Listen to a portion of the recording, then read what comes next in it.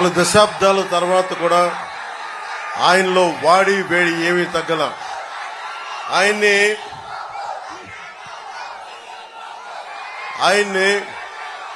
నేను చాలా కఠినమైన పరిస్థితిలో చూశాను. రాజమండ్రిలో పాపం ఆయన అన్యాయంగా జైల్లో పెట్టినప్పుడు ఇప్పుడు ఎలాగున్నారో అదే ముఖ వర్చస్సు, భయం లేదు, బాధ లేదు. ఎలా ఉన్నారు సార్ అని అడిగితే ఇది రాజకీయం, పోరాటం చేయాలి, తప్పదు మనకి, ఇంతకు మించి తప్ప ఆయనకి భయం కానీ లేదంటే ఈ భవిష్యత్తు మీద ఏంటి అని తెలియదు. ఆయనకి రాజకీయ పోరాటం ఒకటే తెలుసు. ఈ రోజున ఆయన మనందరితోటి వచ్చి ఒక సోషియోపాత్ అంటారు జగన్. యాక్చువల్గా సైకోపాత్తో పాటు సోషియోపాత్. ఎవ్వరు సమాజంలో నవ్వుతూ ఉంటే చూడలేడు జగన్, ఎవరు తెల్లబట్టలు వేసుకుంటే చూడలేడు, ఎవరు నవ్వుతూ ఉంటే చూడలేడు, ఎవరి దగ్గర డబ్బులుంటే చూడలేడు. అలాంటి వ్యక్తిని, అలాంటి రాక్షస సమూహాన్ని ఆయన బలంగా ఎదుర్కొన్నారు. ముఖ్యంగా తెలుగుదేశం మద్దతుదారులకి, నాయకులకి, కార్యకర్తలకి నెల్లిమర్ల నుంచి పేరు పేరున చెప్తా ఉన్నాను. 4 దశాబ్దాలు బలమైన మనకి వ్యవస్థ బలం ఉండి నేను మీ బాధ నేను అర్థం చేసుకున్నాను. కష్టాల్లో ఉన్నప్పుడు మనకెందుకులే నేను అనుకోలే. అరే 4 దశాబ్దాలు ఉమ్మడి రాష్ట్రం కోసం, దశాబ్దం రాష్ట్రం కోసం పనిచేసిన వ్యక్తి, ఆయనకి నా వంతు అండగా ఉండాలి అని చెప్పి మనస్ఫూర్తిగా వైసీపీ ఆయన జైల్లో ఉన్నప్పుడు ఆ రోజు నేను అలయన్స్ ప్రకటించాను బయటకు వచ్చి. దాని తాలూకు పర్యవసానమే ఈరోజు మనందరం కూర్చొని మీ బంగారు భవిష్యత్తుకి బాటేస్తున్నాం. ఇది చాలా త్యాగాలు సిద్ధపడి, మీకు తెలుసు గత 10 సంవత్సరాల్లో ఒంటరి నిర్మాణం పార్టీ 2.5 సంవత్సరాలు 3 సంవత్సరాల నుంచి ఎంత బలంగా పెరిగామో తెలుసు. కానీ అన్ని తట్టుకొని, తగ్గించుకొని, జనసేనను తగ్గించుకొని, ఎందుకంటే నాకు వైసీపీ వ్యతిరేక ఓటు చీలడం ఇష్టం లేదు. ఆ మాట ఎందుకన్నాను, నాకు సరదా కాదు. ఇక్కడ ఇంతమంది యువత, ఆడపడుచులు, యువతులు, పెద్దలు, మహిళలు, యువకులు ఉన్నారు. ప్రతి ఒక్కరిని మోసం చేసిన ఈ ప్రభుత్వాన్ని గద్దె దింపకపోతే నాకేం జరగదు, చంద్రబాబు గారికి ఏం జరగదు, ఏ రాజకీయ నాయకులకు వేరే వెళ్ళిపోతారు. కానీ నాకున్న ఇక్కడ నుంచున్న యువతులు కానీ, ఆడపడుచులు కానీ, ఇక పక్కన కూర్చున్న యువకులు కానీ, మేడల పైన మిద్దెల పైన ఉన్న పెద్దలు, యువకులు కానీ, రైతాంగం కానీ, మనకి చేతి పరిశ్రమల వారు కానీ, ఉద్యోగస్తులు కానీ అందరూ కూడా నలిగిపోతారు. ఒక తప్పు మన కళ్ళ ముందు జరుగుతున్నప్పుడు చూస్తూ చేతులు కట్టుకొని కూర్చోవడం నాకు అలవాట్లేదు. అలాగే ముఖ్యంగా ఉత్తరాంధ్ర ఉపాధి అవకాశాలు దెబ్బతింటా ఉన్నాయి. ఉత్తరాంధ్ర వెనుకబాటుతనం తెలుసు. విజయనగరం వలసలకి మారుపేరైంది. ఇక్కడ వలసలు ఆగాలి, ఉత్తరాంధ్ర వలసలు ఆగాలి, శ్రీకాకుళంలో వలసలు ఆగాలి, విజయనగరంలో వలసలు ఆగాలి, ఇక్కడ పరిశ్రమలు రావాలి, ఇక్కడ యువతి యువకులకి ఉపాధి అవకాశాలు రావాలి. అదే బలమైన ఆలోచన తీసుకొని నేను పొద్దున ప్రకటించాను. నెల్లిమర్లకు సంబంధించి నాకు పోయినసారి పోరాట యాత్ర వచ్చినప్పుడు 10,000 మంది పనిచేసే జూట్ కర్మాగారం మూసివేయబడింది. దీన్ని ఎవరికి చేసుకునే వాళ్ళు లేరు. అంటే ఈ రోజున పనిచేయడానికి మనుషులు ఉన్నారు.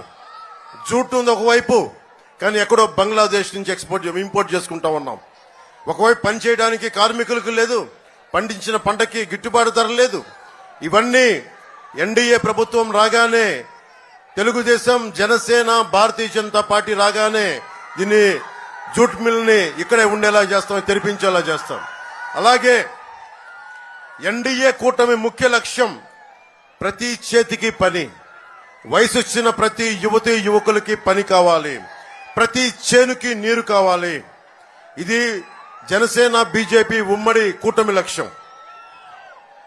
నెల్లిమర్ల మొట్టమొదటిగా పోయినసారి వచ్చినప్పుడు జగన్ రాగానే ఈ దేశం రాముని కొలుస్తుంది. రామాలయం లేని ఊరు ఉండదు ఇక్కడ. నేను ఎప్పుడు కూడా అన్ని మతాలకి సమానంగా గౌరవించేవాడిని, అన్ని ధర్మాలని పరిరక్షించేవాడిని.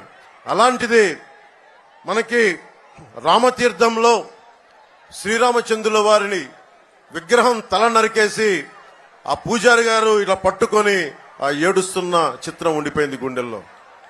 చాలా బాధ కలిగించింది.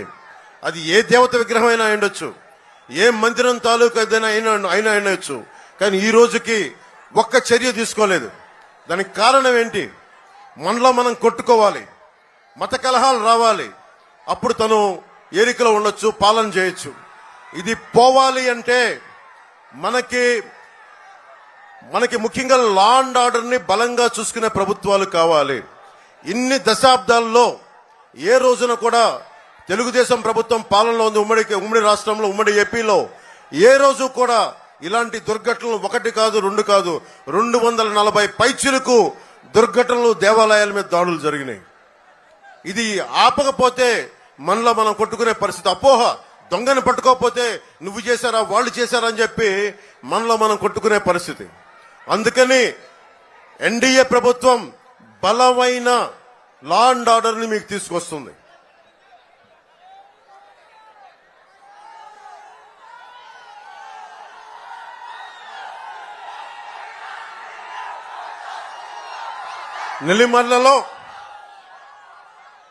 నెల్లిమర్లలో మనకి వైజాగ్ చాలా కీలకమైన స్థలం, ఇది చాలా కీలకమైన ప్రాంతం. మీకు తెలుసు ఋషికొండని ఎంత బోడిగుండు చేశారో. నెల్లిమర్ల కన్నీరు చూడగలిగే వాళ్ళకి అర్థమవుతా ఉంటది. భోగాపురం ఆనుకుని ఉన్న ఒక స్ట్రాటజిక్ లొకేషన్ నెల్లిమర్ల.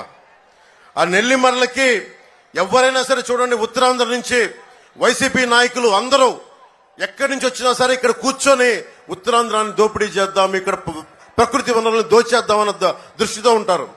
ఇక్కడ స్థానికంగా ఒక్కరికి కూడా, ఇందాక మన బంగారాజు గారు చెప్పినట్టుగా, స్థానికులకి నేల లేకుండా పోతా ఉంది. స్థానికులకి మనకు ఒక పొలం కొనుక్కోవాలంటే అందుబాటులో లేని పరిస్థితికి వచ్చింది. దీనికి ముఖ్యంగా వైఎస్ జగన్ చేసిన దోపిడీ, అడ్డగోలుగా వేలాది ఎకరాలు అడ్డగోలుగా కొనేసి రేపు పొద్దున మీకు ఇల్లు కట్టుకోవాలనుకున్న స్థలం దొరకని పరిస్థితి. ఈ నేలలో పుట్టి ఇక్కడ పెరిగి ఒక ఇల్లు కొనుక్కోవాలంటే మనకు లేని పరిస్థితి. ఇది మారాలి అంటే తెలుగుదేశం, జనసేన, భారతీయ జనతా పార్టీ కూటమి రావాలి.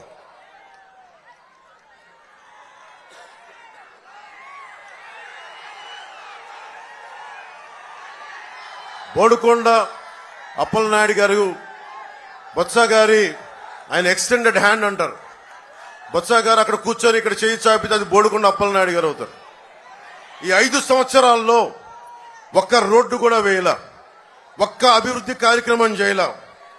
మట్టి, ఇసుక, ఆఖరికి మత్స్యకారుల భరోసా కూడా, నెల్లిమర్ల ఎంపీపీ భూములు ఇలా ఎలా దొరికితే అలా దోచేశారు. భోగాపురం, నేను 2019లో చంద్రబాబు నాయుడు గారు భోగాపురం ఎయిర్పోర్ట్ కడుతున్నాం, నెంబర్ ఆఫ్ ఎయిర్పోర్ట్స్ కావాలి, అటు కర్నూలు ఎయిర్పోర్ట్ ప్రారంభమైన తర్వాత భోగాపురం ఎయిర్పోర్ట్ అంటే నా దృష్టికి ఒకటే వచ్చింది, ఈ భూముల్ని అడ్డగోలుగా కొంతమంది చేస్తారు. ఇక్కడికి వచ్చినప్పుడు నేను భూముల్లో అవకతవకలు అడిగాను తప్ప, మనకి వైఎస్ జగన్ చెప్పింది ఏంటంటే అసలు వైజాగ్ ఎయిర్పోర్ట్లోనే ఈగలు తొలుకునే ఎయిర్పోర్ట్, ఇంకొక ఎయిర్పోర్ట్ ఎందుకు అవసరమని. అంటే ఒక మాట మనిషి చెప్పినప్పుడు ప్రతిపక్షంలో అందరూ ఏమనుకుంటారు, నిజమే అకారణంగా చేస్తారని అనుకుంటారు కదా. అలాగే ప్రతిపక్షంలో ఉండగా జగన్ అన్న మాటలు ఎగ్జాక్ట్ గా ఇవి. వైజాగ్ ఎయిర్పోర్ట్ లో ఈగలు తోలుకుంటుంటే ఈ భోగాపురం ఎయిర్పోర్ట్ అవసరమా అన్న వ్యక్తి అధికారంలోకి వచ్చాక మళ్ళీ మొదలు పెట్టాడు. భోగాపురం ఎయిర్పోర్ట్ క్యాన్సిల్ అయ్యిందని చెప్పాడు, ఇన్సైడర్ ట్రేడింగ్ జరిగిందని చెప్పాడు. భూములు ధరలు పడిపోయేలా చేసిన తర్వాత మళ్ళీ ఆ భూములు తన చేజిక్కించుకొని మళ్ళీ వాళ్ళందరి బినామీలు వచ్చి ఈ భూముల మీద పడ్డారు. అమ్మినోడి దగ్గర అమ్మినట్టుగా కొనేశారు, అమ్మని వాడి మీద దౌర్జన్యం చేశారు. మొత్తం భూములు చేతుల్లోకి తీసుకున్నాక మళ్ళీ చెల్లికి మళ్ళీ పెళ్లినట్టుగా చంద్రబాబు గారు ఏ స్థలంలో ఎయిర్పోర్ట్ శంకుస్థాపన చేశారో అదే ఎయిర్పోర్ట్ లో మళ్ళీ భూముల రేట్లు పెంచి మళ్ళీ అక్కడే కూర్చొని శంకుస్థాపన చేశాడు. భూమి మిగలలేదు, డబ్బులు రాలేదు. ఇలాంటి ద్వంద్వ నీతి, మనకి రాజధాని ఏమో అమరావతికి 35,000 కాదు 50,000 ఎకరాలు కావాలని చెప్పిన వ్యక్తి 3 రాజధానులు అని చెప్పాడు. ఉత్తరాంధ్ర వెనకబడిపోతుందని చెప్పాడు. ఎయిర్పోర్ట్ లో మనకి ఈ రోజుకి రాజధాని లేదు. ప్రతిపక్షంలో ఉండగా ఆ భూములు ఏమైపోయిన పోరాటం చేసి నటించాడు. ఇప్పుడు భూమి ఆ నిర్వాసితులు డబ్బులు 2 దోచేశారు.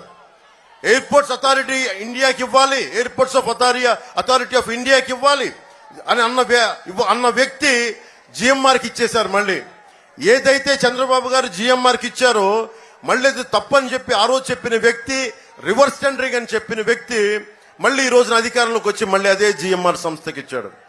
ఇలా తలతిక్క పనులు ఏమంటామంటే నవనందులు చేసే పనులు అంటాం. మగధ రాజ్యంలో చాణక్యుడు చంద్రగుప్తులు ఏలిన కాలంలో నవనందులనే ఉండేవాళ్ళు.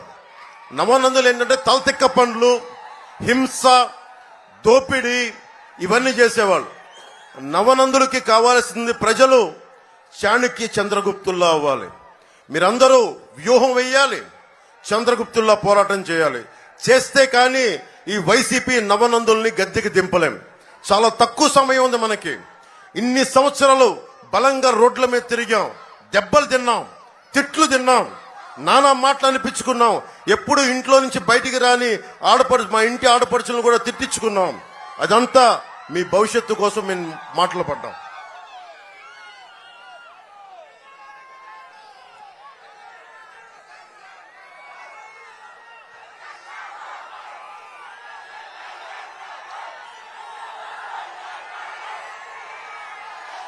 ముఖ్యంగా తారక రామ తీర్థ సాగర్ ఈ ప్రాంత వాసులకి తీరని కళ. నాకు పోరాట యాత్ర నుంచి చెప్తా ఉన్నారు. ఇందాక చంద్రబాబు గారు కూడా చెప్పారు. ఆయన శంకుస్థాపన ఆయన ప్రారంభం చేస్తుంది. పూసపాటి రేగ భోగాపురం మండలాలకు సాగునీరు, తాగునీరు కోసం మొదలుపెట్టిన ఈ ప్రాజెక్టు ఈ ప్రభుత్వం వచ్చాక ఒక్కసారి కూడా ప్రాజెక్టు వైపు చూడలేదు.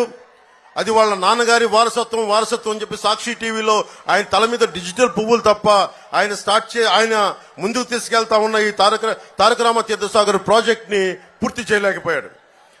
ఈ రోజు మేము మీకు అందరం మాటిస్తున్నాం. చంద్రబాబు గారి ముందు మాకు ఎన్డీఏ కూటమి తరపున మేమందరం మాటిస్తున్నాం. మనకి దాహం, సాగునీరు, తాగునీరు ఇచ్చే తారక రామ తీర్థసాగర్ ప్రాజెక్ట్ ని ఆగమేఘాల మీద పూర్తి చేస్తాం.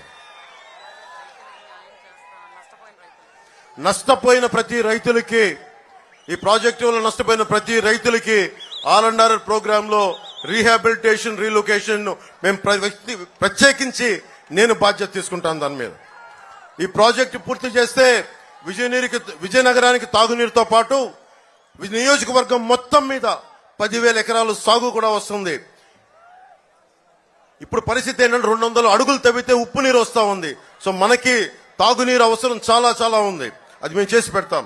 ముఖ్యంగా చంద్రబాబు నాయుడు గారు 2019లో ముఖ్యమంత్రిగా ఉన్నప్పుడు శ్రీకాకుళంలో ఉద్దానం కిడ్నీ సమస్య వచ్చినప్పుడు ఆ సమస్యను ఆయన దృష్టికి తీసుకెళ్తే ఆగమేఘాల మీద 48 గంటల్లోపు ఆయన వెంటనే ఒక హై లెవెల్ ఎగ్జిక్యూటివ్ మీటింగ్ పెట్టి దాని సమస్యకి వెంటనే మార్గం చూపించారు. అది ఈ రోజుకి ముందుకు తీసుకెళ్తా ఉన్నాం.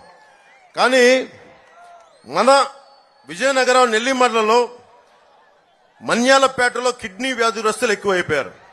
ఇది కారణాలు తెలియకుండా చనిపోతా ఉన్నారంటే చాలా మంది మన జనసేనకు సంబంధించిన వాళ్ళు ఇది రీసెర్చ్ చేస్తే నీళ్లలో సెల్స్ ఫ్లోరైడ్, మెగ్నీషియం అనే తెలిసింది. రాష్ట్రమంతా ఒకటే దందా. ఎక్కడైతే కష్టాలు ఉన్నాయో, ఎక్కడైతే కిడ్నీ వ్యాధులు దారుణంగా పెరిగిపోయినాయి, ఇది రావాలంటే వైద్యం చాలా కీలకమైంది. ఆ వైద్యానికి ప్రతి గ్రామంలో, ప్రతి పంచాయతీలో, ప్రతి మండలంలో ఒక ప్రాథమిక ఆసుపత్రి, secondary care hospitals, tertiary care ఇవి తీసుకొచ్చే బాధ్యత జనసేన, తెలుగుదేశం, భారతీయ జనతా పార్టీ కూటమి ప్రభుత్వం తీసుకుంటుంది. అలాగే నది పేరు ఏదైనా గాని ఇసుక దోపిడీ ఒకటే. మనకి ఇక్కడ బాధితురాలు చంపావతి నది, డెంకాడ, లంకపేట, మునిగిపల్లి, నాతవలస, కోట, భోగాపురం ప్రతి చోట ఇసుక దోపిడీకి అడ్డే లేకుండా పోయింది. ఈ ఇసుక దోపిడీ ఆగాలంటే మనకి కూటమి ప్రభుత్వం రావాలి. పంచాయతీ అనుమతి లేకుండా తన్గుడు మిల్లి లాంటి ప్రాంతాల్లో కూడా విచ్చలవిడిగా గ్రానైట్ తవ్వకాలు, అక్రమ క్వారీ తవ్వకాలు. వాళ్ళ దగ్గర డబ్బులు పెరిగిపోతున్నాయి, మీ దగ్గర డబ్బులు లేవు, మీకు ఉపాధి అవకాశాలు లేవు, మీకు ఉద్యోగాలు లేవు, మీకు సాగునీరు లేదు, మీకు తాగునీరు లేదు. మరి ఎక్కడికి వెళ్తారు మీరు? వలసలు వెళ్ళిపోవాలి, విజయనగరం దాటి ఉత్తరాంధ్ర దాటి. మీ వలసలు ఆగాలి అంటే కూటమి ప్రభుత్వం రావాలి. జగన్ మాట్లాడితే చిన్న గులకరాయి పెట్టుకొని దానికి పెద్ద ప్లాస్టర్ వేయించుకున్నాడు, ఎగ్జిబిషన్ చేస్తా ఉన్నాడు. అంటే రామతీర్థంలో రాముల వారి విగ్రహం తల నరికేస్తేనేమో అది గాయం కాదు. కడపలో మీకు తెలిసి ఏం జరిగింది వారి కుటుంబంలో, గొడ్డలు వేటు పడితే అది గాయం కాదు. స్వయాన వాళ్ళ చెల్లెలు అంటా ఉన్నారు, అంటే నీకు ఇంతపాటి తలకి ఇంత గాయం, అది నువ్వు కొట్టుకున్నదో కొట్టించుకున్నదో తెలియదు, కానీ ఆయన మీద గొడ్డలు వేటు పడితేనేమో సమస్య కాదు, కానీ నీ మీద చిన్న రాయి పడితే రాష్ట్రం అంతా సమస్య. 30,000 మంది ఆడపిల్లలు అదృశ్యం అయితే సమస్య కాదు. అమర్నాథ్ అనే 15 ఏళ్ల యువకుడు కొంతమంది ఆకతాయిలు అక్క నడిపిస్తుంటే రక్షించడానికి వస్తే వైసీపీ నాయకులు చెరుకు తోటల్లో తీసుకెళ్లి పెట్రోల్ వేసి కాల్ చేశారు. మీకు తెలుసు, చిన్నపాటి వంటలు చేసే ఆడపడుచులకు తెలుసు, చిన్నపాటి నూనె చుక్క పడితే ఒళ్ళు కాలిపోద్ది. అలాంటిది 15 ఏళ్ల బిడ్డ, 15 ఏళ్ల అమర్నాథ్ తీసుకెళ్లి చెరుకు తోటల్లో వైసీపీ నాయకులు కాల్ చేస్తే అది రాష్ట్రానికి గాయం అయినట్టు కాదంట. అంటే తనకే గాయం. బాబాయిలు చచ్చిపోయినా గాయం కాదు, రాముల వారి విగ్రహం కింద పడ్డా మా మనోభావాలు మన మనసులు గాయపడవు. ఆయన నుదుటికి చిన్నపాటి గాయం పడితే మొత్తం ఆయన కదిలిపోయాడు, రాష్ట్రం అంతా కదిలిపోవాలి.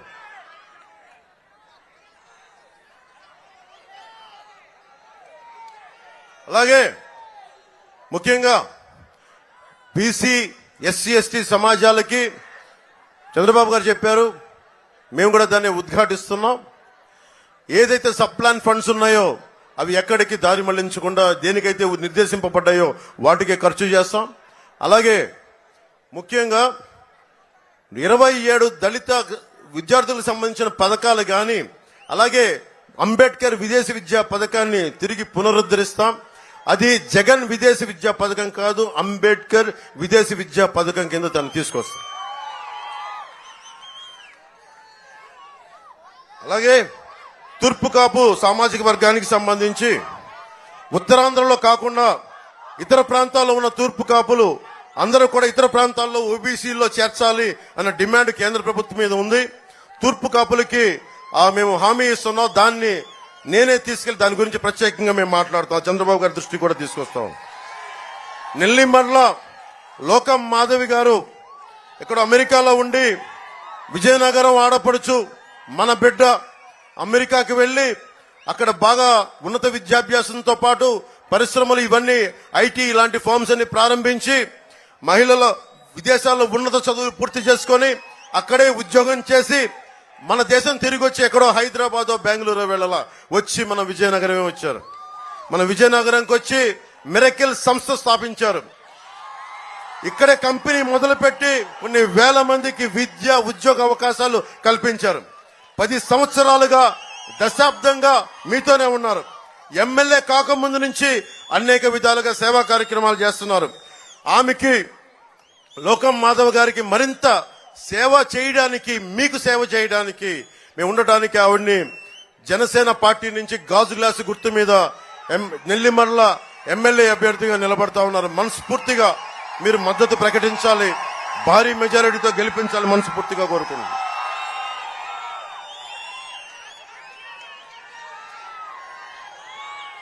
ముఖ్యంగా విజయనగరం మన నెల్లిమర్ల నియోజకవర్గంలో ఈ పరిశ్రమల కాలుష్యం ఎక్కువైపోయింది, ఫార్మాస్యూటికల్స్. ఆ కాలుష్యం దానివల్ల మీకు కిడ్నీ వ్యాధులు కానీ ఆడబిడ్డలకి గర్భం కూడా రాలేని పరిస్థితులు. దీనికి ప్రత్యేకించి కాలుష్య నియంత్రణ మండలిని బలోపేతం చేస్తాం. అలాంటి వ్యర్థాలని శుద్ధి చేయకుండా భూమిలో కానీ బయటికి వదిలినా వాళ్ళ మీద బలమైన చర్యలు తీసుకుంటాం.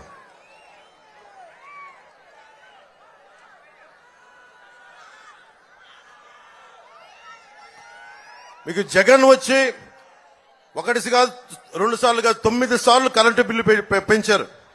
కరెంటు పట్టుకుంటే కాదు వాడితే కూడా షాక్ కొడతా ఉంది ఈ ప్రభుత్వంలో. ఈ ఒకటే మాట, ఈ వేసవిలో కరెంటు బిల్లులు తగ్గాలి అంటే ఏసీలు ఫ్రిడ్జ్లు ఆపితే సరిపోదు. ఈ మే 13వ తారీఖున ఆ ఫ్యాన్ ని స్విచ్ ఆఫ్ చేసేయండి.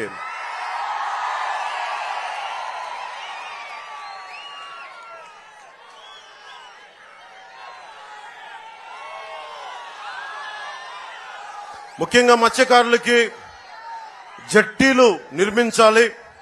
కేంద్ర ప్రభుత్వం ప్రత్యేకమైన పథకాలు తీసుకొస్తా ఉంది. ఫిషర్మెన్ కి, మత్స్యకారులకి జట్టీలు, ముఖ్యంగా చింతపల్లిలో జట్టీ రావాల్సిన అవసరం ఉంది. అది మా దృష్టిలో ఉంది. పూసపాటి రేగ మండలం చింతపల్లిలో జట్టీ అవసరం చాలా ఉందని మత్స్యకారు సోదరులంతా చెప్తున్నారు. నేను ఎమ్మెల్యే అభ్యర్థిగా మనకి లోకం మాధవ్ గారిని గెలిపిస్తే నేను అలాంటి సమస్యలన్నీ చంద్రబాబు గారి దృష్టికి తీసుకెళ్లి వాటిని మేమందరం ఒక బలమైన ఒక నిర్ణయాలు తీసుకొని ప్రతి 30-40 కిలోమీటర్లకి 70 కిలోమీటర్లకి చిన్న జట్టీలు, పెద్ద జట్టీలు, ముఖ్యంగా మత్స్యకారులు తీసుకొచ్చే పోరాటం చేస్తాం.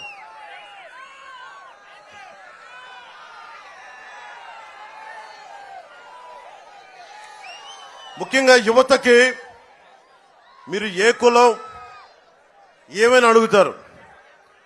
చంద్రబాబు గారు కూడా చెప్పాను మొన్న, కుల గణాంకాలతో పాటు ఇక్కడున్న ఆడపడుచులకు కూడా, యువతులకు కూడా, యువకులకు కూడా మీ కులంతో పాటు మీ ప్రతిభ, మీ సమర్థత ఏంటి అని తీసుకుంటే దానికి తగ్గట్టుగా స్కిల్ డెవలప్మెంట్ తీసుకొస్తాం.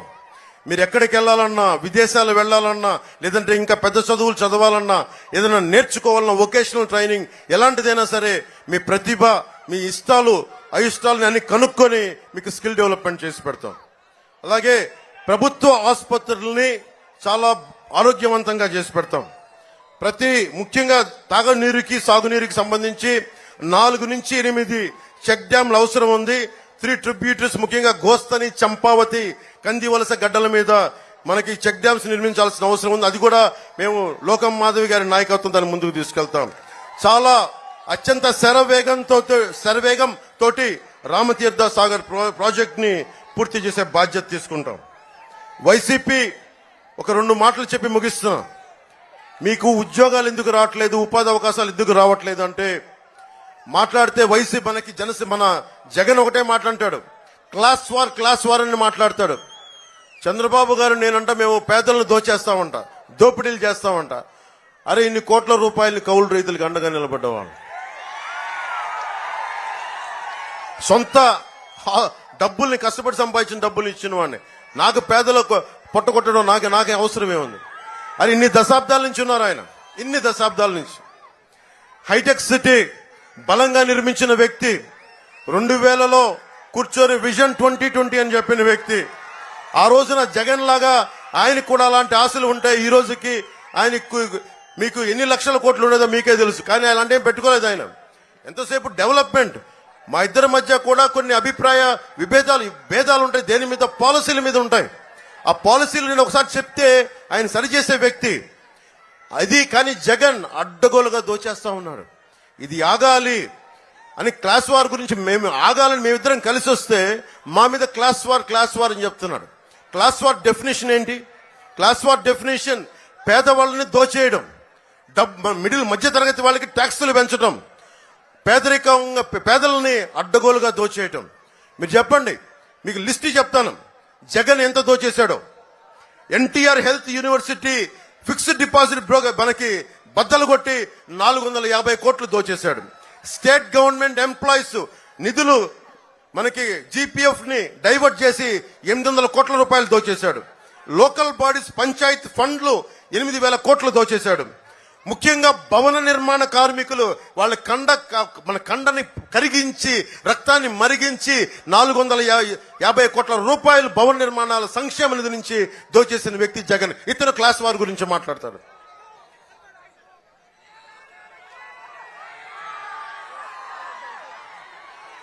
ఆడబిడ్డలను కూడా వదల్లా.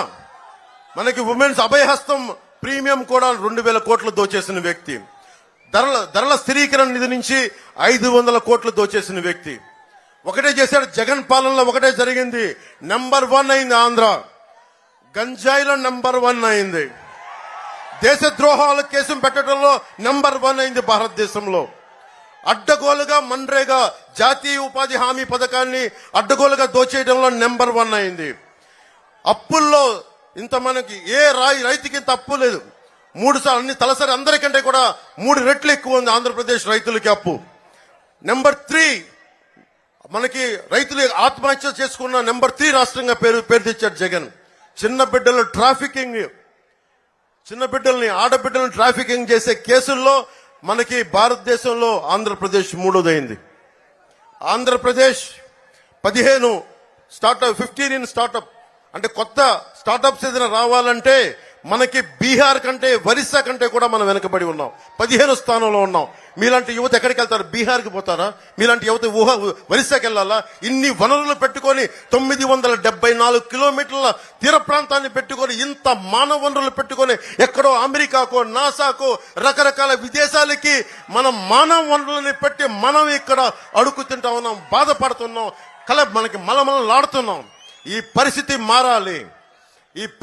మారాలి అంటే భారతీయ జనతా పార్టీ, జనసేన, తెలుగుదేశం కూటమి రావాలి. మీకు ఒకటే చెప్తా ఉన్నాం, నేను మీకోసం ఒక సేవకుల్లా పనిచేస్తాను, ఒక కూలీలా పనిచేస్తాను. చంద్రబాబు గారు కూడా ఉన్నారు. 70 దాటిన వ్యక్తి, ఎంత కష్టమో తెలుసు. రోజు ఇన్ని సభలు, ఈ నిర్ణయాత్మకమైన శక్తి, లీడర్షిప్ అంత ఈజీ తేలిక కాదు. ఒక పార్టీని నడుపుతున్న వ్యక్తిగా నాకు తెలుసు. ఆయన 4 దశాబ్దాలకు ఎంత కష్టం అనుభవిస్తారో నాకు తెలుసు. ఒక రాష్ట్రాన్ని ఏకం చేయడంలో అది చాలా చాలా కష్టం. ఎన్ని పథకాలు తీసుకురావడం కష్టం. అందుకని ఓట్లు విడిపోకూడదు అని చెప్పి ప్రత్యేకించి మేము కలిసి ఉండాలి. మేము కలిసి ఉంటే మా కారణం ఏంటి? నాకు డబ్బులు రావాలా?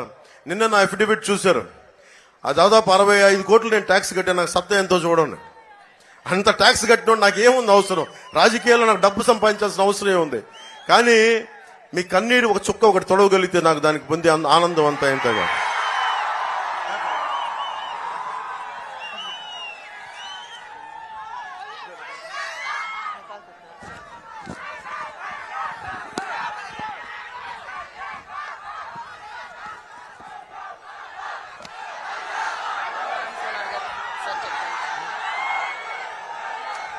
పూజ్యులు, పెద్దలు, పతివాడ టీడీపీ సీనియర్ నాయకులు, 7 సార్లు ఎమ్మెల్యేగా చేసిన పతివాడ నారాయణ స్వామి గారికి ప్రత్యేకించి ఈ నెల్లిమల్లి సభ నుంచి మీకు ప్రత్యేకంగా మీకు నా హృదయపూర్వక నమస్కారాలు తెలియజేసుకుంటా ఉన్నా. అలాగే త్యాగం చాలా కీలకమైంది. జనసేన ఎలా తగ్గిందో, జనసేన నాయకులు ఎలా తగ్గారో చాలా చోట్ల టీడీపీ నాయకులు కూడా తగ్గారు. పాపం తగ్గాల్సి పరిస్థితి, మిమ్మల్ని గెలిపించడానికి తగ్గాల్సిన పరిస్థితి. అలాంటి పరిస్థితుల్లో బంగారు రాజు గారుగా నీకు నెల్లిమర్లకి చాలా బలంగా పనిచేసి ఆయన స్థానాన్ని పాపం లోకల్ మాధవ్ గారికి మనస్ఫూర్తిగా ఇచ్చినందుకు మనస్ఫూర్తిగా మీకు బంగారు రాజు గారికి నెల్లిమర్ల సభ నుంచి ప్రత్యేకంగా ధన్యవాదాలు చెప్తా ఉన్నాను. అలాగే బి శ్రీధర్ గారికి, బీజేపీ ఇన్ఛార్జ్, వారికి కూడా నా నమస్కారాలు తెలియజేస్తా ఉన్నాం. పడాల అరుణ్ గారు, జనసేన పిఎస్సి మెంబర్, వారికి కూడా నా కృతజ్ఞతలు తెలియజేసుకుంటా ఉన్నాం. శ్రీనివాసులు రెడ్డి గారు, టీడీపీ జోనల్ ఇన్ఛార్జ్ గారికి కూడా మనస్ఫూర్తిగా నా కృతజ్ఞతలు తెలియజేసుకుంటా ఉన్నాం. ముఖ్యంగా ఈ 2 ఒక్కసారి గాజు గ్లాస్ గుర్తు మీద శ్రీ లోకం మాధవి గారు జనసేన పార్టీ గాజు గ్లాస్ గుర్తు మీదుగా పోటీ చేస్తా ఉన్నారు. శ్రీ కె అప్పల్ నాయుడు గారు ఎంపీ క్యాండిడేట్ గా టీడీపీ నుంచి సైకిల్ గుర్తు మీద పోటీ చేస్తున్నారు. వీరిని భారీ మెజారిటీతో గెలిపించవలసిందిగా మనస్ఫూర్తిగా కోరుకుంటున్నాం. మేము ఉన్నది 5 సంవత్సరాలకి రావట్లా. 25 కేజీల బియ్యం కాదు, 5,000 రూపాయలకి కాదు. కనీసం మా కంఠంలో ప్రాణం ఉన్నంత వరకు మీకు భవిష్యత్తు బాగుండాలి. 25 కేజీల బియ్యం కాదు, 5,000 జీతం కాదు, 25 సంవత్సరాల బంగారు భవిష్యత్తు ఇవ్వడానికి ఈ రోజున నేను, చంద్రబాబు గారు, నరేంద్ర మోదీ గారు మేమందరం కలిసి సమిష్టిగా మేము ముందుకు వచ్చాం. అడగందే అమ్మైనా పెట్టదంటారు. స్టీవ్ జాబ్స్ ఒకటే మాట చెప్తాడు, ఏదైనా సరే నీకు కావాలంటే నువ్వు అడగాలని చెప్పి. నేను ఈ రోజున అడగట్లేదు, అభ్యర్థిస్తున్నాను. మిమ్మల్ని, రాష్ట్ర ప్రజలందరినీ అభ్యర్థిస్తున్నా. ఈ అభ్యర్థన దేనికి? మా కడుపులు నింపుకోవడానికి కాదు. ప్రభుత్వం మారాలి, ఎన్డీఏ కూటమి రావాలి, తెలుగుదేశం, జనసేన, భారతీయ జనతా పార్టీ ప్రభుత్వం రావాలి, కేంద్రంలో నరేంద్ర మోదీ గారు రావాలి, మనస్ఫూర్తిగా ఇక్కడ కూటమి రావాలని మనస్ఫూర్తిగా మీరు మీ భవిష్యత్తు కోసం మేము అందరం నిలబడి ఉన్నాం. దశాబ్దంగా తిట్లు, అన్ని రకాలుగా కేసులు పడతా ఉన్నాం. సో మీ అందరూ ఆశీస్సులు ఇవ్వాలని మనస్ఫూర్తిగా కోరుకుంటూ సెలవు తీసుకున్నాను. జై బీజేపీ, జై తెలుగుదేశం, జై జనసేన, జై హింద్. ఇదే మన నినాదం, మన ఎలక్షన్ల నినాదం ఇదే. Hello AP